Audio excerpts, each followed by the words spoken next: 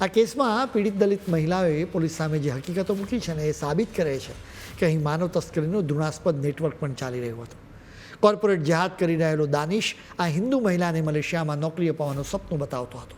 સપનાના નામે તે આ છોકરીઓના દસ્તાવેજો પડાવી લેતો હતો. આધાર કાર્ડથી લઈને પાસપોર્ટ અને માર્કશીટ સુધીનું બધું જ તેણે કબજે કરી લીધું હતું.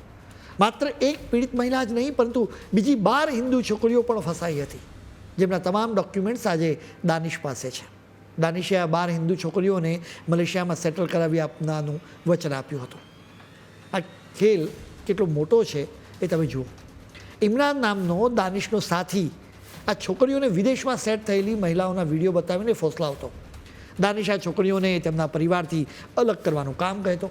તે કહેતો કે તારો પરિવાર તને પ્રેમ નથી કરતો અને તારી પ્રગતિથી તેમને ઈર્ષ્યા થાય છે. આ કૌભાંડમાં ધર્માંતરણનો એજન્ડા પણ સ્પષ્ટ દેખાય છે. તે કહેતો કે અલ્લાહની ઇબાદત કરવાથી જ તને સારું ઇન્ક્રીમેન્ટ મળશે, એટલે જ નમાઝ પઢો, કેમ કે અલ્લાહ સિવાય કોઈ ભગવાન જ નથી. સૌથી વધુ આંચકો આપનારી વાત તો બેંક ખાતાઓની છે. દાનિશ અને મોહસિન હિન્દુ છોકરીઓના નામે બેંક ખાતા ખોલાવતા હતા. દસ્તાવેજો છોકરીઓના પણ મોબાઈલ નંબર દાનિશનો રહેતો હતો. આ ખાતાઓમાં લાખો રૂપિયાની લેવડ દેવડ થતી હતી. પીડિત મહિલાઓના ખાતામાં પહેલું ટ્રાન્ઝેક્શન 18 લાખ રૂપિયાનું હતું. આ પૈસા ક્યાંથી આવતા હતા અને ક્યાં જતા હતા એ તપાસનો મોટો વિષય છે. દાનિશે પીડિત મહિલાઓને મોઢા પર કહી દીધું હતું કે તારી સાથે લગ્ન કરવાનો મારો કોઈ જ પ્લાન નહોતો. તો પછી પ્લાન શું હતો?